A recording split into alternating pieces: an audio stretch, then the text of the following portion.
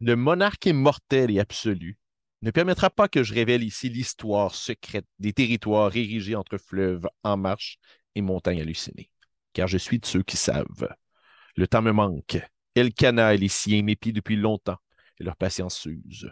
J'entends mon troisième voyage à la cité aux mille remparts. Ce sera mon dernier. Bienvenue tout le monde au balado Les Visages de la Peur, et j'ai la chance de vous parler du livre événement La Cité Oblique. La Cité Oblique, ça vient d'une collaboration entre Christian Kennel et Ariane Gélina. Donc, Ariane Gélina au texte, Christian Kennel du côté des dessins, de l'illustration. C'est un livre, en fait, une uchronie euh, sur Québec, en fait, une Québec vue à travers l'univers Lovecraftien, si on veut. C'est inspiré Voyage de Lovecraft à Québec. D'ailleurs, Lovecraft, ben, pour ceux qui ne le savent pas, était venu, avait voyagé jusqu'à Québec. D'ailleurs, je pense que c'était sa seule destination hors des États-Unis. Il y a d'ailleurs une trace de son passage dans le quartier Montcalm, si je ne me trompe pas, là, sur Bougainville. Il y a une plaque commémorative. Et d'ailleurs, Lovecraft avait tellement été impressionné qu'il avait même écrit un essai. En français, là, on le trouve entre autres dans le troisième tome là, chez Bouquin des œuvres complètes de Lovecraft. Ça s'appelle Description de la ville de Québec ou Description de la ville de Québec en Nouvelle-France, quelque chose du genre. Petite parenthèse, si un éditeur à l'écoute, ce serait peut-être pas mauvais d'en refaire une traduction. Ça laissait à désirer.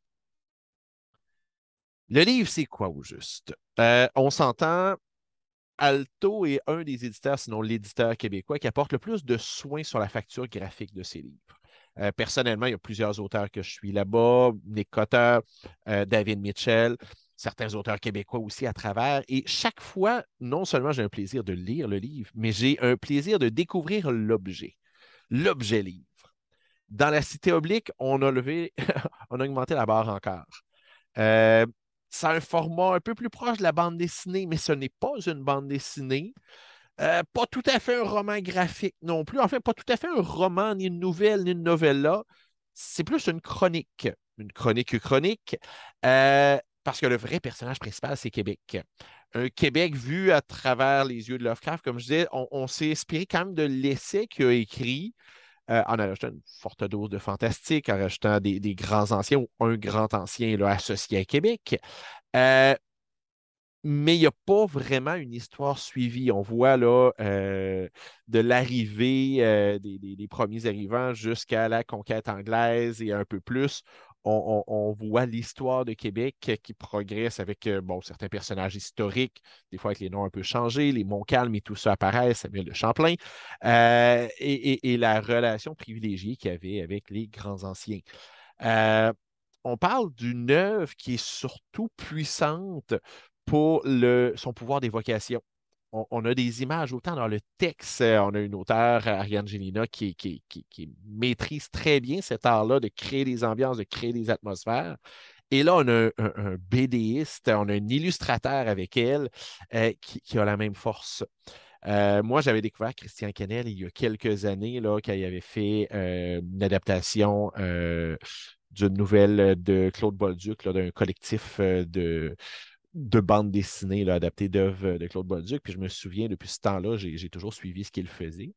Mais là où j'ai vraiment su qu'il était l'homme de la situation pour ce projet-là, La Cité Oblique, c'est dernièrement, Espace 400e, il y a une exposition à Québec, il y a une exposition sur la bande dessinée et il y a une partie là, sur le livre sur René Lévesque. On voit plusieurs illustrations tirées de la bande dessinée sur la vie de René Lévesque.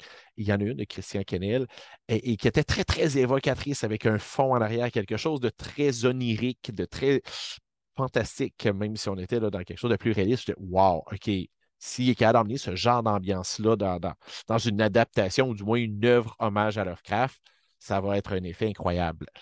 Et c'est le cas. Chacune des pages, on a des illustrations, là, pleine page, une grosseur, même d'après moi, à vue de nez, un peu plus grande qu'une bande dessinée. Euh, L'image occupe beaucoup de place. On a toujours du texte pour accompagner, pour voir la chronique de cette ville-là fantasmée.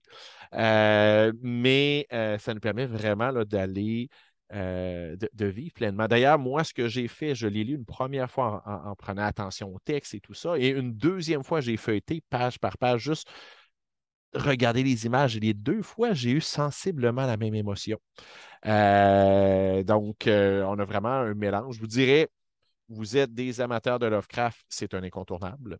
Vous aimez le fantastique québécois, c'est un incontournable. Vous aimez les beaux livres, c'est un incontournable. Vous vous intéressez au fantastique, à l'horreur, à l'onirisme, c'est un incontournable. Honnêtement, c'est un des livres événements. C'est possiblement le livre événement de l'automne. Sauf erreur, la sortie officielle va être le 30 août, donc dans quelques jours, mais vous pouvez déjà le précommander chez votre libraire préféré. Je sais qu'à Québec, il va y avoir un lancement à la Barberie, si je ne me trompe pas, le 30. Il va y avoir d'autres lancements à Montréal, Gatineau. Vous pouvez suivre là, sur la page Facebook de l'éditeur Alto. Mais dans tous les cas, c'est très, très chaudement recommandé. Je vous dirais pour la suite, là, le souhait que je voudrais, c'est d'avoir l'occasion de reparler de cette œuvre-là, mais avec les créateurs, de reparler avec Ariane, de reparler avec Christian. L'invitation est lancée. Si vous voulez venir participer au balado Les Visages de la Peur, ben, ça va être avec grand plaisir que je vais vous accueillir.